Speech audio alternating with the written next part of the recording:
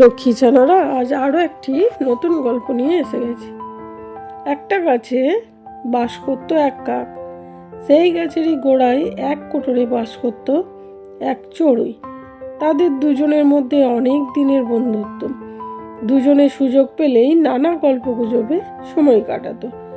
একদিন ওই চড়ুই পাখি বলল, এখন ফসল পাকার সময়, ধানের খেতে গেলে বেশ পেটটা ভরে, ভাবছি তাই করব।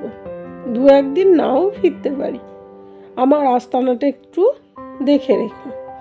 এই বলে একদিন চড়ুই চলে গেল অন্যান্য চড়ুইদের সঙ্গে। দু একদিন নয়, বেশ কিছুদিন কেটে গেল, সে আর ফিরছে না। কাক চিন্তায় পড়ল, কোনো বিপদে পড়ল নাকি চড়ুই। এদিকে একদিন চড়ুইয়ের ফাঁকা কোটরে আশ্রয় নিল এক খরগোশ। কাক তাকে আপাতত কিছু বলল না, চড়ুই ফিরে আসুক তখন বলা যাবে। ফাঁকা কোটরে দিন কতক ও থাকছে, থাক না। একদিন চড়ুই ফিরে এক ইষ্টপুষ্ট চেহারা নিয়ে এসে দেখলো তার বাসা খরগোশ দখল করেছে। চড়ুই বলল, কে হে তুমি, আমার বাসায় ঢুকে বসে আছো? খরগোশ বলল, এটা আমারই বাসা, খালি পড়েছিল ঢুকে গেছি, এখন এটা আমারই।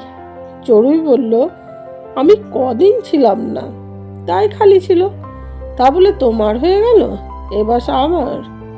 দখল নিয়ে তর্কাতর্কি আরম্ভ হয়ে গেল চড়ুই আর খরগোশের মধ্যে। খরগোশ রেগে বলল, তুমি কেবল আমার আমার করছো, এটা তোমার, তার প্রমাণ কি? চড়ুই বলল, প্রমাণ আছে, তার সাক্ষী ওই কাক, কাক জানে। কাক বলল, হ্যাঁ, এটা চড়ুইয়েরই বাসা। এ কথায় খরগোশের বিশ্বাস হলো না। সে কোনো বিচারকের কাছে বিচার জানতে চায়, বিচারকের রায় সে মানবে। তাই দুজনে বেরিয়ে পড়ল বিচারক খুঁজতে। কিছুদিন গিয়ে এক বিচারকের সন্ধানও পেল তারা। খরগোশ আর চড়ুই দেখল নদীর ধারে এক গাছতলায় মালা জপছে এক তপস্বী, এক বিড়াল তপস্বী, চোখ বুজে এক মনে মালা জপছে। খরগোশ বলল, হে তপস্বী, আপনি আমাদের সুবিচার করে দিন, আপনার রায়ে যা হবে সেই বিচারের রায় আমরা দুজনেই মেনে নেব, আর বিচারে যে হেরে যাবে তাকে আপনি আহার হিসাবে গ্রহণ করে নেবেন, আমরা কোনো টাকা পয়সা দিতে পারবো না। বিড়াল বলল, হে তপস্বী, অর্থের আমার কোনো প্রয়োজন নেই, আর হিংসাও ত্যাগ করেছি, তাই ওই হিংসাই পরম ধর্ম। আমি কাউকেই আহার করতে পারি না, আমার বিচারের পরিবর্তে কিছুই চাই না, আমি চাই সুবিচারে তোমাদের বিবাদ মিটিয়ে দিক। আমি বৃদ্ধ, কানে কম শুনি, তোমাদের যা বলার আমার কাছে এসে বলো। উভয়ে বিড়ালকে বিশ্বাস করলো।